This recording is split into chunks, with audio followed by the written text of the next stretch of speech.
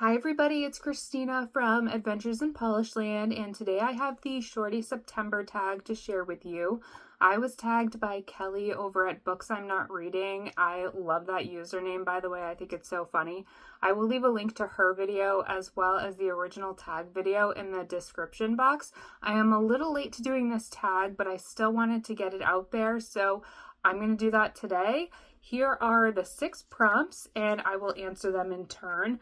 The first one is the Shorty book on your TBR that you are most excited about. And I planned these responses before I really picked up my Shorty September reading. So this was my most anticipated read for the month. I have at this point already finished it, but it is The Great Gatsby by F. Scott Fitzgerald. This is one of those books that I was supposed to read in high school, and I read a couple chapters and then gave up. But I saw the Broadway show just about a year ago now, and I really enjoyed it and thought, you know what? I'm going to read that book the next time I find it in a used bookstore, and it took me quite a while to find, but I found it recently when I went to New York City, picked it up, and I have read it. So if you want to hear my thoughts on the book, make sure to watch my September wrap-up, which will be coming up in about a week or so. Spoiler alert, I did not love this, but that's okay. Next up, we're going to move on to prompt number 2, which is your Fave Shorty September prompt and an idea for a new prompt or one from the past that you want to bring back. So my favorite prompt from this year is Bike Shorts, which is to read a book and then do a deep dive into related topics. I feel like this is something that I naturally do whenever I'm interested in something or intrigued by something.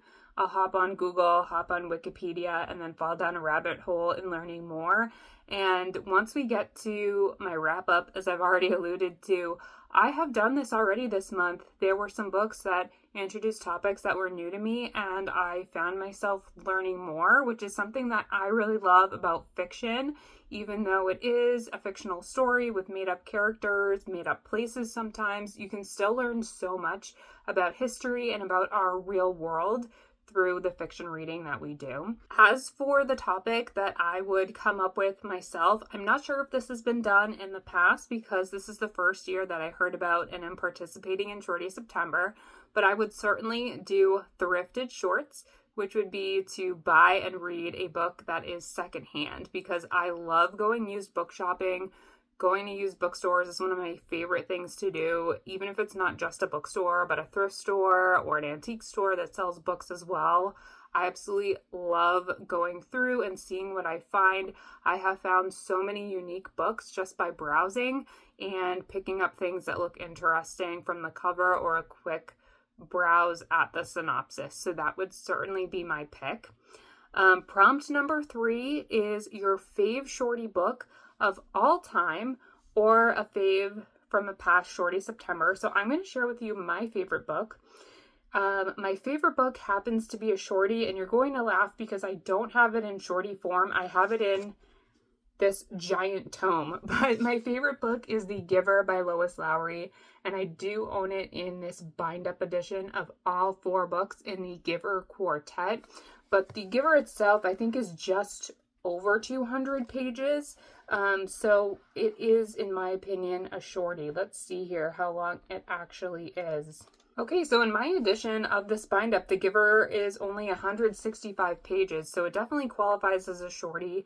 The Giver is a story about a boy named Jonas. He lives in a community where everything seems perfectly fine. He has a family that cares for him. He knows he's going to be receiving a job that is meant for him and suited for his skills.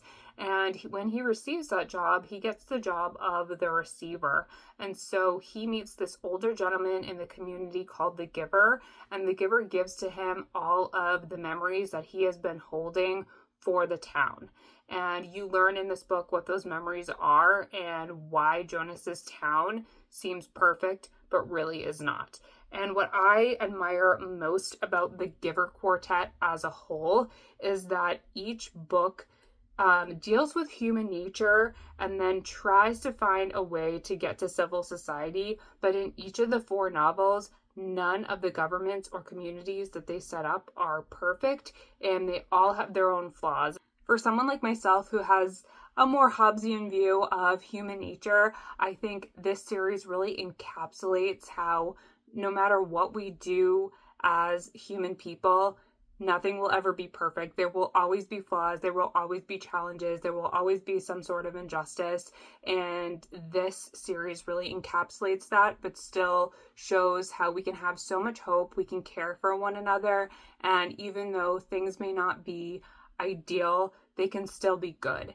And I highly recommend reading The Giver by itself, but if you have the opportunity to read all 4 books back to back, I think it's an amazing reading experience that I highly recommend. So next up, prompt number 4 is a book that maybe should have been a shorty.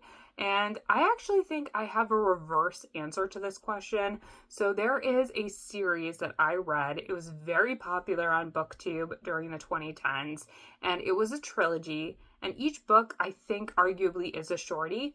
But I think instead of being 3 short books in this trilogy, it should have been 1 regular length book.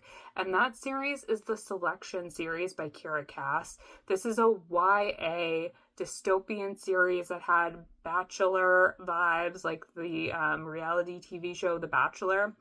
These books were absolute garbage. For some reason, I read the entire series, really didn't enjoy it. I think at one point I just had to get through the series because I wanted to know what was going to happen, but these books are so bad, and unfortunately, they are published by HarperCollins, and I think HarperCollins is, in my opinion, notorious for a money grab, meaning that this was one story, and HarperCollins decided to chop up this one story into a trilogy in order to make more money, in order to sell more books, and I don't like that at all. So I couldn't find a book that I think should have been a shorty, but I think these 3 shorties should have been 1 book. A little bit of a cheat with my answer, but that's the first thing that came to mind when I saw that prompt. And when I went through my Goodreads, I couldn't find anything else that I think really should have been a shorty. So next up, I'm supposed to recommend a book to you that captures the vibe of this photo. And I'm going to put the photo on the screen for you right now.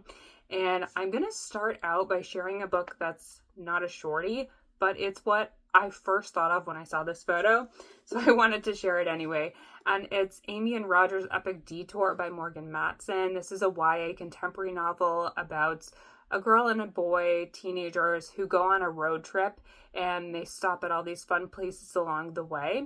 And the sneakers in the photo made me think of going on an adventure, and seeing the cute little socks smiling and holding hands, it just reminded me of this book cover. So that was my first instinct, and I thought I would mention it despite it not being a shorty.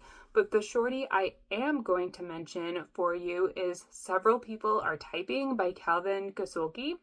This is told through Slack messages, which if you work in corporate America like I do, you probably know that Slack is an instant messenger application that a lot of office spaces use to communicate with the colleagues they have in the office.